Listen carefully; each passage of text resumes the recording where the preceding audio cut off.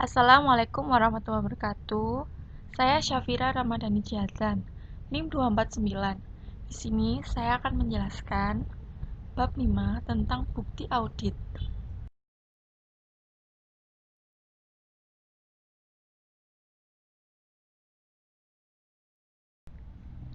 Poin pertama tentang pernyataan audit.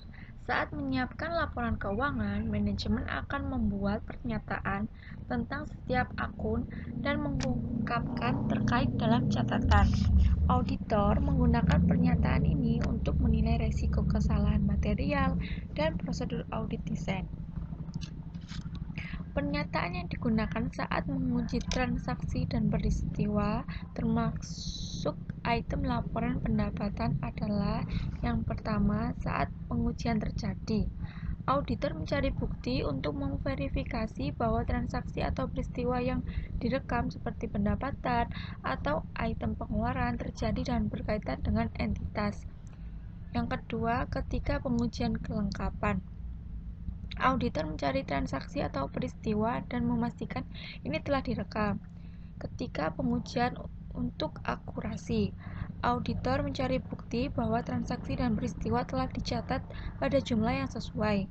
Ketika pengujian untuk cut-off, auditor mencari bukti bahwa transaksi telah dicatat dalam periode akuntansi yang benar.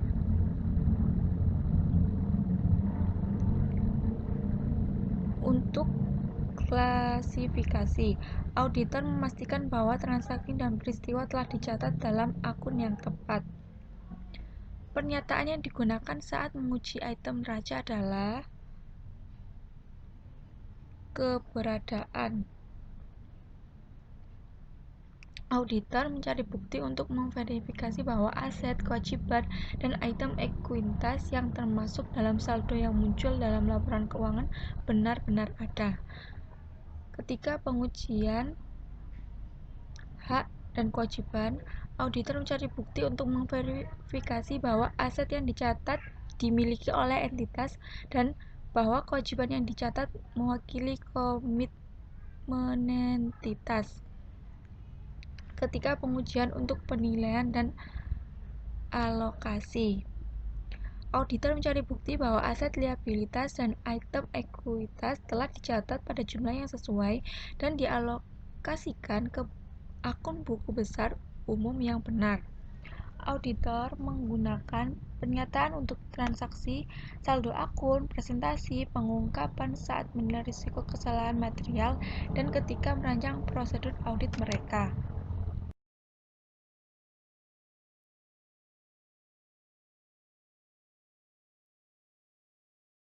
Poin kedua yaitu jenis bukti audit. Bukti audit adalah informasi yang digunakan auditor ketika sampai pada pendapat mereka tentang kebenaran dan keadilan laporan keuangan klien mereka.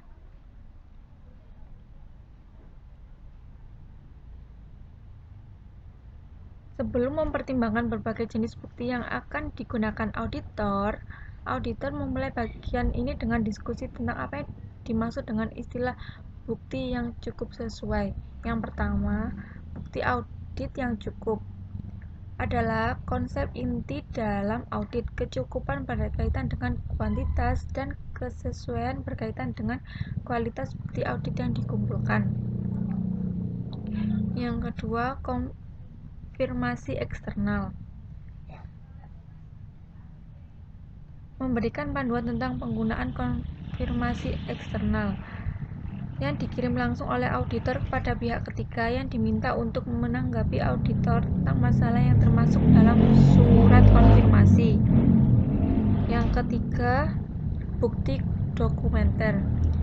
Bukti dokumenter mencakup faktur, laporan pemasok, laporan bank, risalah rapat, korespondensi, dan perjanjian hukum. Yang keempat, representasi. Mengharuskan auditor untuk mengumpulkan bukti audit yang cukup sesuai mengenai masalah hukum yang melibatkan klien mereka. Yang kelima yaitu bukti verbal. Sepanjang audit, auditor bertemu dengan manajemen klien dan staf untuk membahas berbagai masalah. Bukti verbal digunakan ketika mendapat pemahaman tentang klien dan sistem kontrol internalnya. Keenam, bukti komputasi. Auditor memeriksa keakuratan matematika dari angka-angka yang muncul dalam laporan keuangan, akurasi dan penilaian dan pernyataan alokasi. Yang ketujuh, bukti fisik. Auditor mengumpulkan bukti fisik melalui inspektasi aset berwujud klien seperti investasi dan aset tetapnya. Yang kedelapan, bukti elektronik. Mencakup data yang ditahan di komputer klien.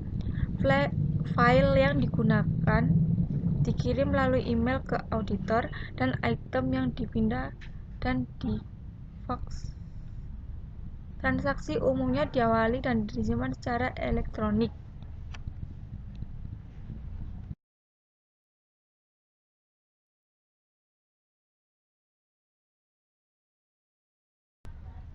Poin ketiga yaitu persuasif bukti audit.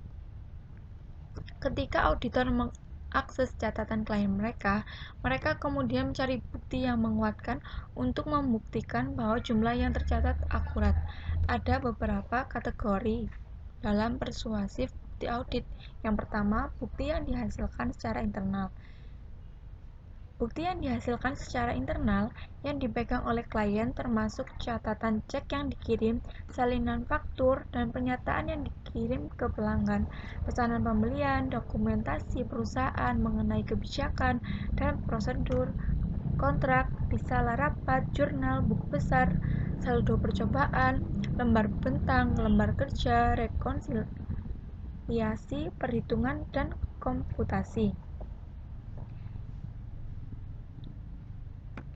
Yang kedua, bukti yang dihasilkan secara eksternal oleh klien. Bukti yang dihasilkan secara eksternal yang dimiliki oleh klien termasuk faktur dan laporan pemasok, pemesanan pelanggan, laporan bank, kontrak, perjanjian sewa, dan penilaian pajak. Yang ketiga, bukti eksternal yang dikirim langsung ke auditor. Bukti yang dihasilkan secara eksternal yang dikirim langsung ke auditor termasuk konfirmasi bank, konfirmasi debitur, korespondensi dengan pengacara klien termasuk konfirmasi dan representasi dan penilaian ahli. Poin keempat yaitu menggunakan karya seorang ahli. Ada beberapa kategori. Yang pertama, menilai kebutuhan untuk menggunakan ahli. Saat mengumpulkan bukti, auditor dapat memutuskan bahwa mereka tidak memiliki keahlian yang diperlukan untuk menguji dan mengevaluasi keakuratan informasi yang dilaporkan. Mereka dapat memutuskan bahwa mereka memerlukan bantuan dalam bentuk pendapatan ahli atau laporan untuk menguatkan bukti yang diperoleh. Semakin besar resiko kesalahan material item yang sedang dipertimbangkan, semakin besar kemungkinan auditor akan beralih ke ahli untuk saran mereka. Singkatnya, semakin sedikit pengetahuan yang tim audit miliki tentang item yang sedang dipertimbangkan, semakin besar resiko kesalahan material, dan semakin sedikit bukti yang menguatkan yang tersedia. Semakin besar kemungkinan auditor akan mengumpulkan bahwa pendapat ahli diperlukan. Yang kedua, penentuan ruang lingkup pekerjaan yang akan dilakukan. Setelah ditentukan bahwa pendapat ahli diperlukan, ruang lingkup pekerjaan yang akan dilakukan ditentukan oleh auditor dan dikomunikasikan kepada ahli. Ini melibatkan pengaturan sifat, waktu, dan tingkat pekerjaan yang harus diselesaikan oleh ahli. Yang ketiga, menilai kemampuan ahli. Sebelum menghubungi ahli, auditor menilai kapasitas mereka untuk menyelesaikan pekerjaan yang dilakukan atau diperlukan.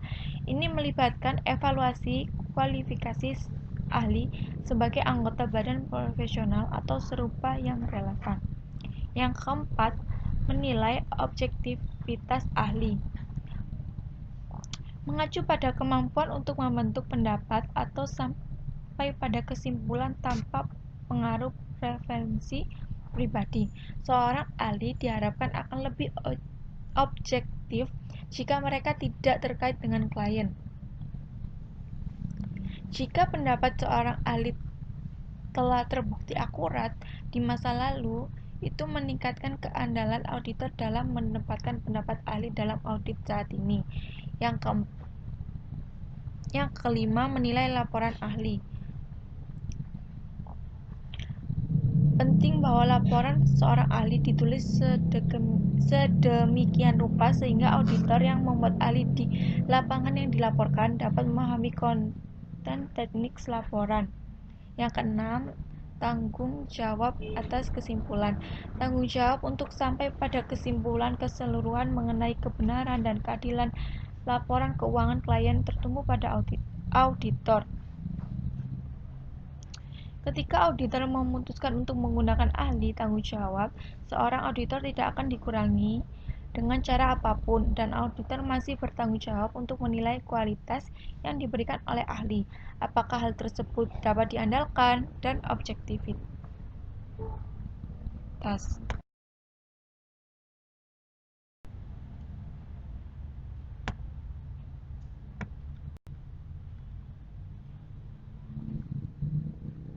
Oke.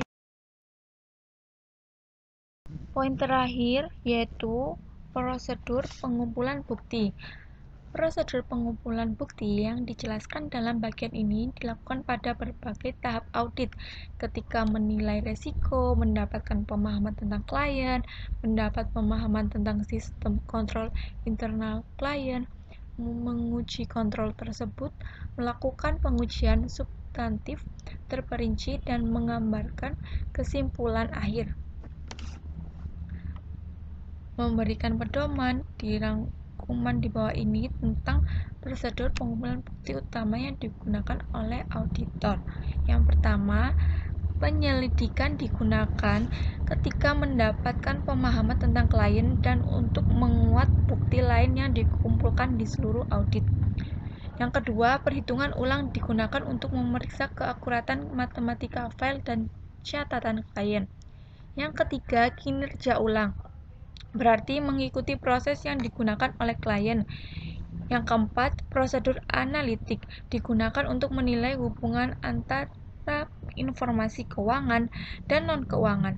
Selama fase penilaian risiko audit, fluktuasi yang tidak biasa diidentifikasi. Sekian presentasi dari saya. Semoga bermanfaat. Terima kasih. Wassalamualaikum warahmatullahi wabarakatuh.